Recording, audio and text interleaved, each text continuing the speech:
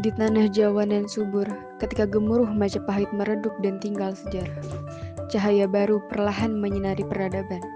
Cahaya itu bukan sekedar cahaya biasa. Ia adalah cahaya yang membawa harapan, ketertiban, dan juga iman. Cahaya itu bernama Islam. Dari reruntuhan kemegahan Majapahit, berdirilah kerajaan-kerajaan baru. Dimulai dari Demak, lalu berpindah ke Pajang, hingga akhirnya cahaya itu menemukan tempat barunya, sebuah tanah yang kelak disebut Mataram. Hamba menerima tanah Mataram sebagai anugerah dari Sultan Pajang. Ini bukan sekedar hadiah, melainkan ini amanah.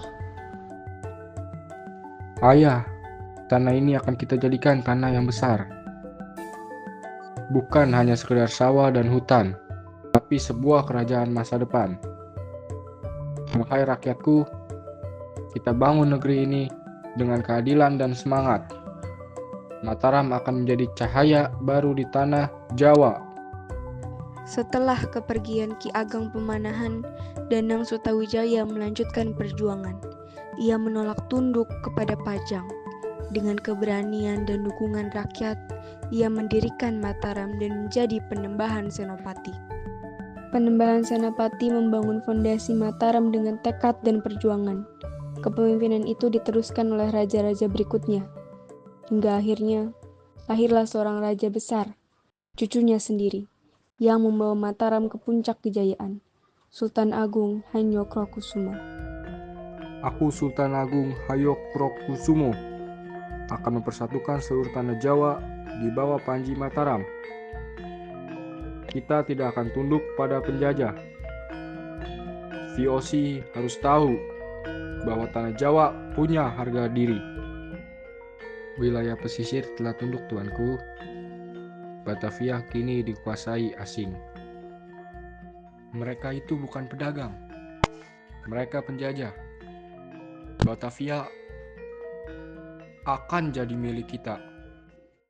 Perang ini bukan soal menang atau kalah, tapi tentang kehormatan, tentang harga diri, tentang seorang raja yang tak ingin tanah leluhurnya diinjak oleh tamu yang menjelma penjajah. Kita tidak hanya harus kuat dalam perang, karena kekuatan tak hanya ada pada tombak dan pedang. Rakyat juga harus kuat dalam ilmu. Aku perintahkan, dirikan pesantren, ajarkan agama, budaya, dan logika.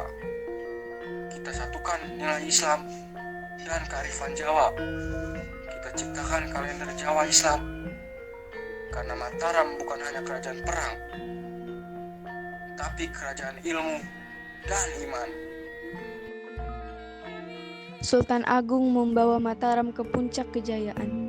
Ia mempersatukan wilayah Jawa melawan VOC, serta mengembangkan budaya dan sistem kalender Jawa Islam. Namun, setelah kejayaan selalu datang ujian. Ketika Sultan Agung wafat, bayang-bayang perpecahan mulai menyelimuti Mataram. Akulah raja yang berkuasa di tanah ini.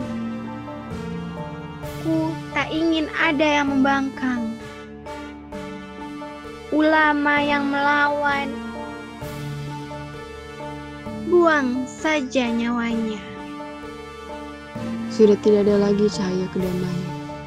Yang tersisa hanya bayang-bayang ketakutan yang menyelimuti rakyat. Orang-orang berbisik takut. Mataram yang dulu kuat sekarang berdiri di atas penderitaan. Cukup sudah wewenang Mataram. Aku tidak ingin tahta. Aku ingin keadilan. Segera.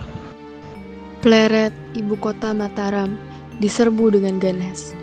Api membara, suara teriakan dan senjata memenuhi udara.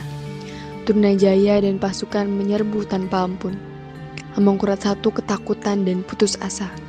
Ia melarikan diri meninggalkan istana yang hancur. Namun, Amangkurat I wafat dalam pelarian. Putranya Amangkurat II naik tahta. Aku butuh bantuan.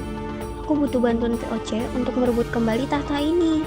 Lawan Tarunajaya, dan aku akan berikan apapun yang kau minta.